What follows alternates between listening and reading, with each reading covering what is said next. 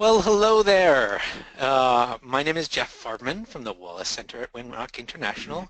Also on the screen you have Aaron Piro from Farm Credit East and Gary Madison from Farm Credit Council. I want to thank you for joining us for the third of these office hours sections. This is part of our special training series collaboration between the National Good Food Network and Farm Credit. So this office hours will concentrate on the cash flow statement, although if you have questions from outstanding from previous webinar topics, we will address those too. That would be fine. So you can interact with us in two ways. Up on the screen here you see that you can type in your questions and just send it to us, and we will ask as they come in the queue. But you can also, I don't have a slide here for it, but you can also raise your hand. Over on the control panel on the right-hand side, there's a little hand icon, and you can feel free to raise your hand, and we can actually unmute you, and we can have a little dialogue, which I think is oftentimes richer and faster, so that's good. We do have all of these previous webinars archived on the ngfn.org/hubfinances page, and we also have a bunch of other good financial resources, webinar on should I rent or lease a truck. We also have webinars and the actual papers created, reports created for the benchmarking studies. We will keep that page up, ngfn.org/hubfinances, and continue to add to that. Do remember that this office hours is really about your questions. It's a tremendous opportunity to bend the ear of two really smart and experienced financial advisors. So raise your hand, type in your questions. We want to hear from you. Make you guys into financial warriors. All right, so I'm gonna I think I'll just stop sharing my screen now, and you can focus your attention on our voices and our handsome faces. All right, so we do have a couple questions queued up already. This is excellent. And again, type in your questions. I have a little display that lists your questions, so we will get to them. First question is, help! Nice.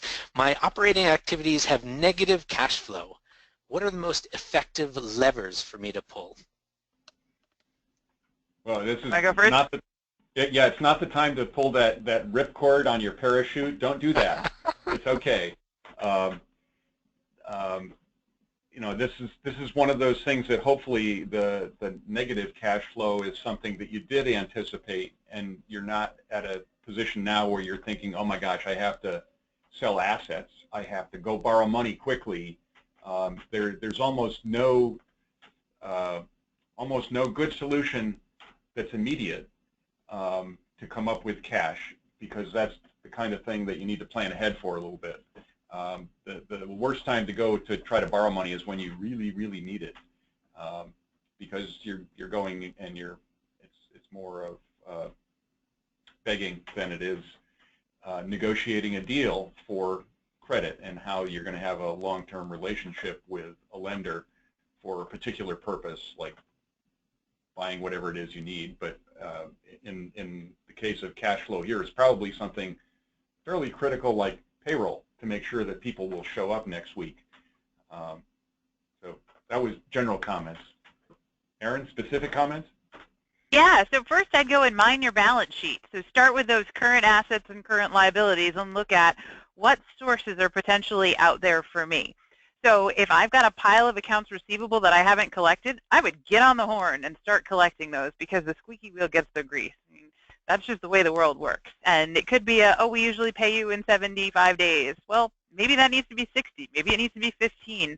I don't know. But setting the correct expectation with your customers after that makes a huge difference. And I know whenever we've started noticing that some of our receivables are getting a little bit old, a phone call works wonders, or drop by and visit them. And that usually encourages people to send a little bit, if not the whole thing. So that's one of the first things I'd do. And whatever other assets you might have to use, Are there prepaids that you can work with? Do you need to start selling more inventory? Not at a discount. That shouldn't be the first goal, but if you need to, that may be a source that you can tap. On the other side of the balance sheet, what avenues are there to borrow? Is there trade credit you can use in the meantime to get through? Put off paying something because this company will give you 30-day terms, for instance. But if you're looking to do that, then there's got to be more forecasting and planning involved because you don't want to make this problem worse. And then the third thing that came to mind was, is this your business model? Right? Is the way you're structuring your business creating this issue? Just before we started, we were kind of geeking out on numbers and different ways that cash flow works or doesn't work. And if you are setting up to pay your farmer vendors in 7 days, but you don't get paid from your customers for 30, 60, or 90, that's a huge difference. So where is the money coming from in the meantime? And that's the plan that needs to be worked out if that's your business model. And maybe it's one that needs a little bit of refining, because to borrow somebody else's money for 90 days so that you can make that model work, that's a long time, and there's risk associated with that.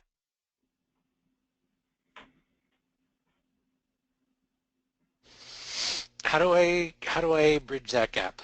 I mean, how is it possible really to run a business where I write checks rapidly and receive checks only slowly?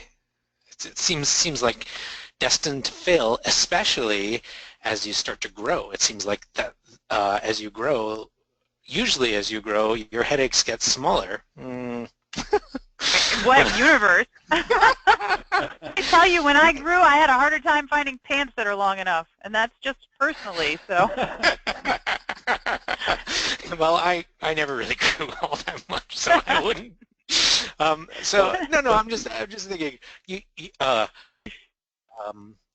Hubs are a low margin, high volume business. So if you are small, there's really no hope, kind of. But so in that sense, right, some problems are alleviated when you become a viable business. However, growth up to that point seems like a really tough slog when you have these cash flow issues, especially if you are paying out faster than you're receiving. Mm-hmm. So I think the first thing that small businesses just universally are started without a lot of working capital, and if you're just getting in, I know some of the folks in our audience are thinking about starting food hubs. Really important to consider how much working capital you think you're going to need and incorporate that in the plan at the very beginning. I've never met a business owner who says, I have too much working capital. Have you, Gary? No. So that's one thing. But if you're already in the point where things are tight, take a look at what your offerings are, and is there a division to be made, maybe a diversification that can help provide some additional cash flow. So for instance, if you're working mostly with institutional customers, is there a little deviation that you can make to work with some customers that pay faster? Can you work with those customers to get a deposit up front and then they fulfill the rest of the order later on? Are any of them willing to prepay to support the mission? Because it's fantastic that people pay lip service to the good work you're doing, but do they really support it? Let's have them put their money where their mouth is. And I don't think that's an unreasonable ask. For those of you that run CSAs, you're brilliant. You figured this out ahead of time because you get the money up front and then you deliver later. And that's a beautiful solution for getting some working capital into the business, as long as you budget wisely with it once you get it. I think one of the things that you said, Jeff, was high volume, low margin business is what a food hub is. And you used the phrase destined to fail, which, that's a little extreme maybe, but if the flip side of that is disciplined to succeed. And I think that's the key for you as a food hub manager is if you're the salesperson, if you have the vision, you have the drive, you're putting this together, but you're really a salesperson, be good at that and do that and have somebody else be the disciplinarian here with your accounts receivable. You can't just let it slide. because people will take advantage of you. And, you know, stuff happens. It's not like yours is the only business with cash flow problems. It will happen to somebody else that is supposed to be paying you. When you can have the discipline to be very professional in those communications about collecting what is owed to you without being, well, I'll just leave it at professional, you'll be respected and you'll get paid. It's a consistency of approach, I think. It's, you know, sending out statements is great, but make sure that if that statement isn't paid, you know, you have your 1 day later call kind of behavior that you're always going to follow up with, or somebody else on your team is going to do that work. And I think with that discipline, Gary, you know, planning to be profitable, even in a low margin business, that's possible. But you need to incorporate that into the plan, because that's one of those things that we determined that profits were needed for, and that's to build working capital. So I think that's an important part of it too, and that goes right along with your discipline comment. Yeah. So, I mean, looking at a longer term example here, Aaron, if you were projecting your sales to grow by $100,000 this year, it would be prudent from a cash management standpoint, cash flow standpoint, to say, okay, if sales are going to increase by $100,000 and you know your gross margin, let's say is 70%, you're going to have to come up with $70,000 worth of capacity somewhere, somehow, to cover that increase in sales. It's not going to be all at once. It's going to be, you know, parceled out month by month, but turning that into a budget by month, you can figure out how much more money you're going to need to cover those receivables if you don't get paid. It's you know, growth is a hard thing because you're taking on more risk, but you can anticipate that risk and arrange for a line of credit or have more that you have available from your another source, retained earnings, or owner equity, you know, a cash infusion into the business. However you decide to do that, you can estimate what that need will be if you don't get paid, because things are not always going to work out the way you want. And I think that's an important point of knowing your costs. So how do you forecast that you're going to need $70,000? If you know your gross margin is 30%, your cost of goods are 70%, so you're going to need that. But you need to know what those costs really are. Build in a cushion, because as Gary said, maybe not everybody's going to pay you. I hope the right away was the words on that, but I hope you will be paid for those. Which also speaks to vetting your customers. Just because someone wants to buy for you doesn't mean that they are someone you should be extending credit to. And this may seem silly, but do you all take credit cards? Yeah. Right? I mean, that's a great way to get cash right away. Yes, there's a fee on it, but raise your prices 3% and nobody will know the difference, honestly, just to get you the cash right away. So if you don't take credit cards, I think you absolutely should.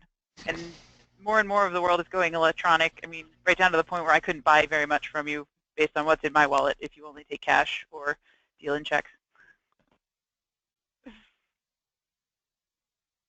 So, working into the conversation, right? We've determined that when you have negative cash flow, that's not a good time to ask for a loan, right? Go, because that's begging. So, Aaron, you mentioned looking at the balance sheet to try to find hidden assets that I have. How frequently should I be looking at my cash flow statement? And what are some indicators that I should really start thinking about getting a loan before it's like what'll be obvious to me and not necessarily to those to whom I want or from whom I want to borrow money? I mean, are there red flags that I should be looking for? Well, I think early on we went through a couple of the different indicators. So looking at your balance sheet, knowing your equity position, do you have a red light, a yellow light, or a green light towards what you want to do?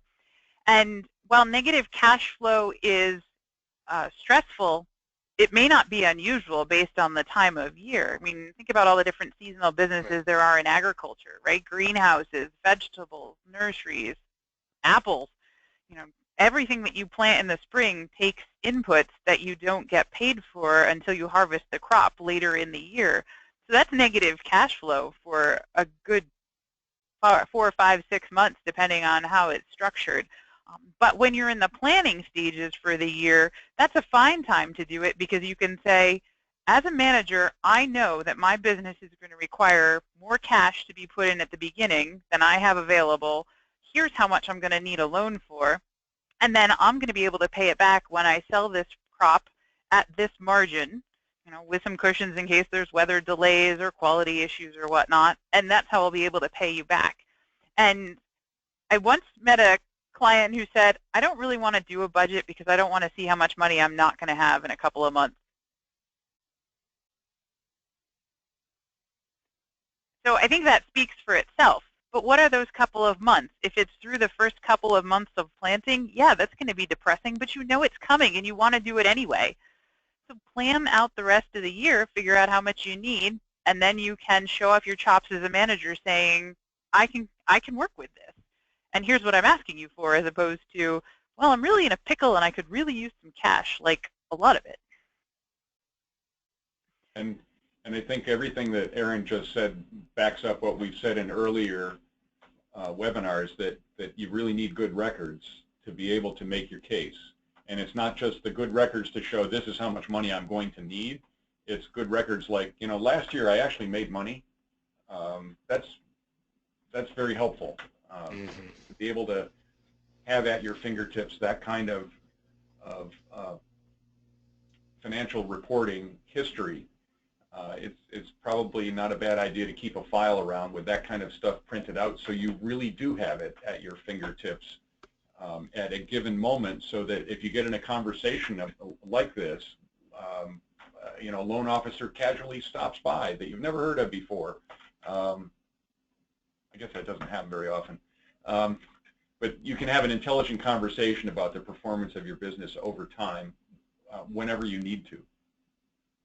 And then the question also is, how often should I be looking at this? And right, if you can say, I'm not in my busy season, all my bills are paid within 30 days, I get paid within 30 days, and I can sleep at night because we've got plenty of cash on hand, then you can look at these things once a month. But if you said no to any of those questions, then you should probably be looking at it at least weekly, just to keep your eye on the ball.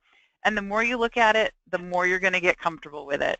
Right? We've all heard the 10,000-hour rule, and you know, Bill Gates was in the right place at the right time and learned about how to use computers after he put in that many hours. But I was just reading another book that says maybe it takes 10,000 hours to get to be an expert, but you can become really good in about 45 minutes a day. Right? That doesn't take that long. And if you stretch it out because you're procrastinating or busy, well, hey, still, 15 minutes a day would do you wonders. If it's something new that you're trying to learn, whether it's another language or your financial statement. So the more time you spend with it, the more comfortable you're going to get with it. And then think about tools you can use to help make it easier for you to do this. So I worked with a lot of clients recently on building dashboards where we pull out of their accounting system, you know, the 10 things that they need to know, so it's all there on one piece of paper. And working capital is definitely one of those. You know, accounts receivable, how are they trending, and how are the collections, how old are they, is another good one. What bills do I have coming up that I need to pay in the next week? Because you got big picture that you need to worry about as a manager, and then also the day-to-day, and can I make payroll on Friday? And tools are there to help you. That's great. Should I be using cash flow as a historical or document, like looking at last year versus this year, or do I really just think of it as, okay, give me the snapshot of what's going on today?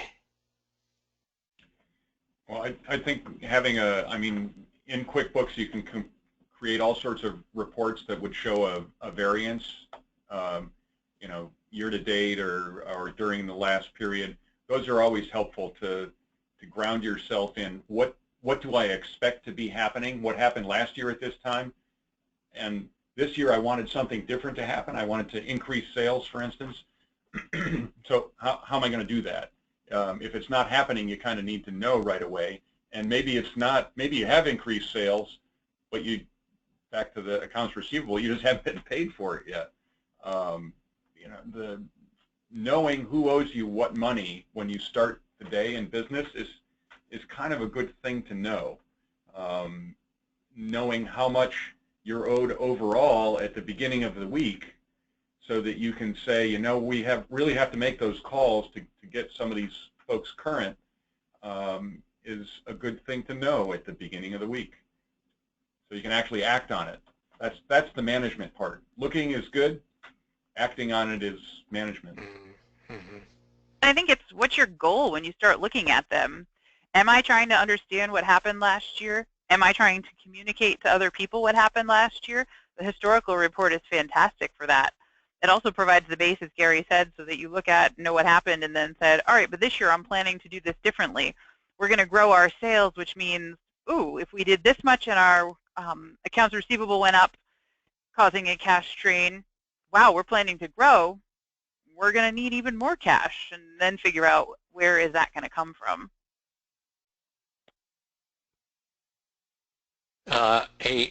Just a note, there is at least one hub that accepts credit cards, and they raise their fee by 5%. Awesome! Hey. High five! and more than the credit card fee, because they're an admin nightmare with a certain percentage of customers. So, yeah, well, so how many customers? Here's a worry. Oh my goodness, you know, customers are going to complain about the price. What was the reaction if they're able to communicate back? That may take a little bit of typing. Yeah, it may. Or oh, they don't. It's hidden. They don't see it. Okay. Yeah. So it's just a price increase. Good for you guys. Yep. There you go. Okay, so we talked about historical, looking at historical cash flow documents. Then says Gary mentioned when we plan for growth, we can turn it into a budget for cash flow in the coming year. How much of that is science and how much of that is art? Is this the kind of thing that you can plug into a calculator or QuickBooks or something somewhere? I thought Gary was going to jump right in. He's really passionate about this, so go for it. Yes, QuickBooks will spit out a cash flow budget, sort of budget that you can, your operating cash is part of the budget that it will produce. Like anything in QuickBooks, knowing how to get there is not necessarily a skill that you have to have. You have to know that it's there, and your accounting or bookkeeping professional can get it for you. The reason businesses... I think that tool is limited to 6 weeks out as it's forecasting cash flow. When I was looking at it last time, let me open it and I'll just confirm that. Okay. But you have another tool that is what I thought you were going to say. Another tool that I use that we don't have a template set up for a food hub, but it's easy enough to do, is just to use a spreadsheet. A very simple spreadsheet that would be available on the NGFN website back under the webinars on business and finance, and I think it was the one-page financial, or the cash flow is in the title somewhere. But if you pull up that spreadsheet, it's got the simple 5-line income statement, which we've been encouraging you as a if you're a neophyte to all this financial stuff, that's kind of where you have to start to understand all this, is that 5-line income statement of sales minus cost of goods sold is gross margin minus overhead is net margin. The cash flow budgeting spreadsheet that we recommend for farm producers is to take that concept and expand it, just add more detail so that you can project costs over time. It doesn't have to be real detailed, for it to be helpful to you. And if you have a year's worth of operation of your business, you can kind of take the information from last year and plug it into here. So here's what we want to have happen for the coming year. And since it's in a spreadsheet, it automatically does any multiplying out if you. Oh, there we are. Thank you, Jeff. Or is that Aaron? Jeff the magician. So this is I'm still looking at QuickBooks. This is a cash flow budget for the year ahead for a grass-fed beef operation with 200 head of cattle, and you can see the typical sort of costs over there of hay, feed, minerals, veterinary stuff under variable costs. Then another green line for gross margin, fixed costs of depreciation, interest, insurance, death loss, not something you have to worry about. We call it something different on a food hub. And then to a net margin, and just off the view of the page here is there it is, is our checkbook. So this is actually a year forward budget of how to run a grass-fed beef business. The same concept you could use just by changing the titles of those lines to match up with your food hub operations, what your main costs are, what your overhead costs are, and stick them into this. And if you have QuickBooks history, you can export your monthly income and expense report from a previous year, right? Which, if you choose the cash basis, is going to show you when money came in and money came out. So as Gary said, you're using your own chart of accounts, and then you can add the cash flow items down below. So make sure you've got lines for the beginning and ending checkbook balance. You're going to incorporate net cash income, but you're also going to need to incorporate borrowing and repayment activities, investing and capital sale activities, and then also any investments from outside, such as contribution.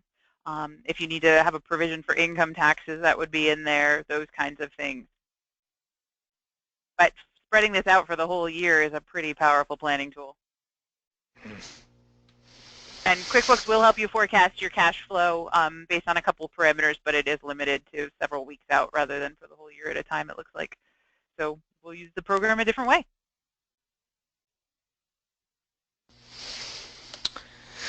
We have one final queued question, which is, when I look at a cash flow statement in QuickBooks or in the presentation examples, such as displayed now, everything is rolled up into large categories. For my own strategic planning, do I need to break it down and itemize each category? Who is your audience, and how is that going to help you? I don't think you can go wrong with too much detail, at least in the background, but if you end up with 10 pages worth of this stuff, it might not be something you can get the next person to read very easily. So what I find is you can drill down into QuickBooks, say that purchase of equipment line. If this was in QuickBooks, you could double click on it and see what 7 things made up $20,000, or maybe it was only 2 things. So you can certainly, Excel is a great tool for being able to summarize and roll up numbers. When you group data over on the left side, you can hit the little plus and expand it, or minus to roll it up. So the other thing I find when I'm forecasting, if I can put as much detail as possible in, then when I revisit it after a couple of days or a couple of weeks, I don't have to remember where I was or what assumptions was I making when I started in that. And that's huge for not only a communication tool with others, but with myself. Yeah, note to self, right? Yeah. Full of them. Yeah, it's like commenting code. And I just, we're showing you this as a very basic sort of example, what's on the screen now. But I think that there's, especially for somebody starting out, it's very helpful to limit the amount of information that you're looking at so that you understand what you see on the page, like in this example of an indirect statement of cash flows, and then build your understanding by being able to add detail rather than putting all the detail up there and being overwhelmed by it. That's a very common sort of thing, is you can get a great report, all the details there. It's just really hard to read, and furthermore, it's really hard to communicate to somebody else. You know, to that person who is making your accounts receivable calls, how do you explain that to them that, you know, if we have that many accounts receivable out there, we're going to have a hard time making payroll next week, if that's the problem. You know, being able to communicate this clearly to other people is first to yourself, then to other people is really the goal here. And some of those other people are staff, and others might be people who might want to be giving you money. Yeah. Or who already have and want to know that it's been used wisely so that they might give more.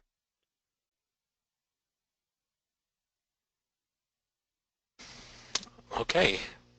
Our question queue is empty. If anyone has another question, feel free to raise your hand, type it in. I'll give you a minute to do that.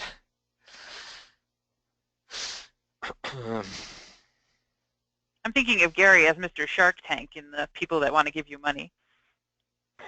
I want a piece of your equity for that. Must be a good idea. Yeah. All right. In that case, let me close out and thank Aaron and Gary yet again for an excellent and informative office hours webinar. This is the full schedule. You notice we're making our way through. We are bolded here, and on Tuesday we have our last lecture session where we're putting it all together. We look at these the common chart, and we look at these three statements derived from that, and we are going to talk about more of these management and timings, and really how how these three are used. These three reports are used in concert with each other. Is that a fair summary? Yes. All right, good. Excellent. And then the next day we break from our Tuesday, Thursday tradition. The following day on Wednesday we will have the office hours on the putting it all together. And I strongly encourage you to make sure that you're caught up. This is sort of the kicker office hours section, so it's a good time to bring sort of these sort of overall questions. Right. Okay, ngfn.org/hubfinances, that's our webpage, and you can find us YouTube, you can email us, contact@ngfn.org. We are on Twitter, we are on Facebook, and then our website is ngfn.org. All right, that concludes the session, and don't forget to fill out your survey at the end. Thank you very much, and we will talk to you on Tuesday of next week. Bye all. Bye-bye. Bye.